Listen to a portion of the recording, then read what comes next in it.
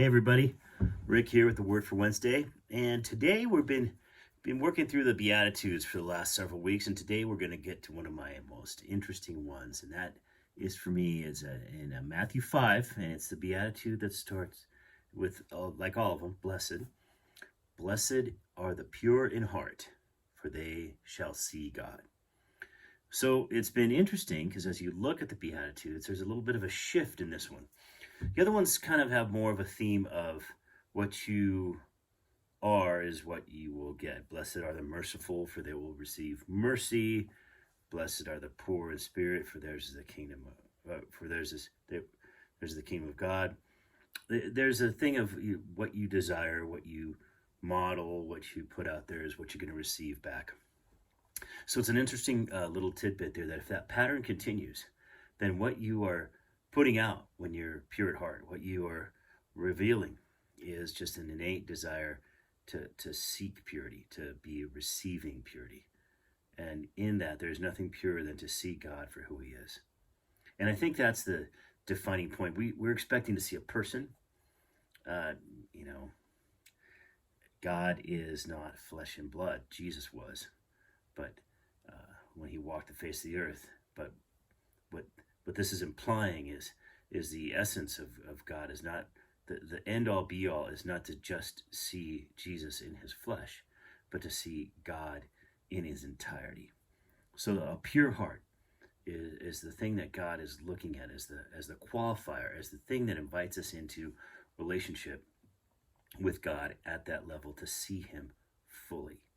And I don't know about you, but there's just something about that is inviting to see God in his fullness, to see God in his glory, to see God in his capacity, to see God in everything he is just a powerful, powerful thing. Oftentimes we kind of settle for seeing the things of God to see the miraculous, which is powerful and beautiful and good. Or we want to see the things of God that we see like in the smile of a child, or that we hear in the laughter, and we see characteristics of God like the innocence of that laughter in a child, or the innocence of people. But this is actually seeing God. So to get there, the purity of heart part is the hardest part to understand, because it's not really about fully our behavior. Our behavior is an outside example of what's going on inside. So you're not going to behave your way into a pure heart. What you're going to do is you're going to fall in love with God and who he is. And in that passion, in that transformation, in that place of changing, of becoming different, of learning more deeply and more richly of who God is, his nature, how he loves us, how he walks with us, who he is with us, and how we interact with him. That, my friends, that there is what will help us see God. Because, again, we don't see God on our terms. God reveals himself on his terms. And the more we look into that, the more we have and practice the purity of heart. And again, purity of heart, meaning our hearts being ebbed away, being washed away of the distractions of sin, of the nature of sin, of the rebellion of sin, of the rebellion of our desire, of the things that we desire, and instead we just purely seek God for who he is, for what he's done, for the beauty that he is in the universe. And we need to understand that as we grow in that purity of heart, we understand new dimensions of God. You start to explore and you think and you pray, and as you read about the wonder of creation and what a being it would have taken to have created the world in a breath, to have spoken into existence.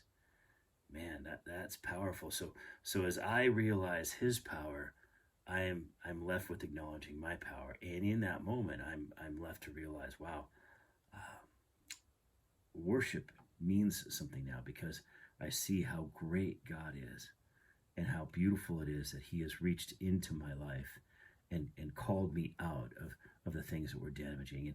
And in that pure moment right there, where I just say, God, this is just all about you and how much you care about me, I see something.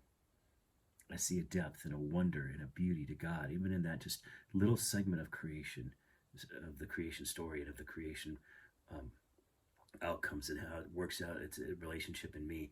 That is just a new and more beautiful and more powerful, expansive way of looking at God.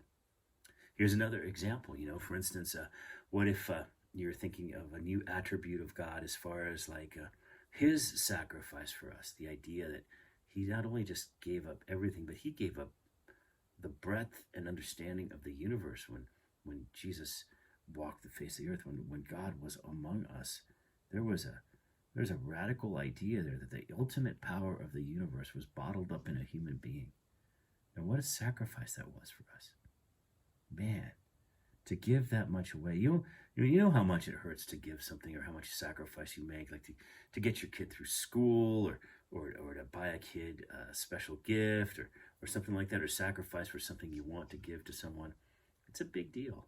Well, imagine how big a deal it must have been to give up everything of eternity for the sake of humanity.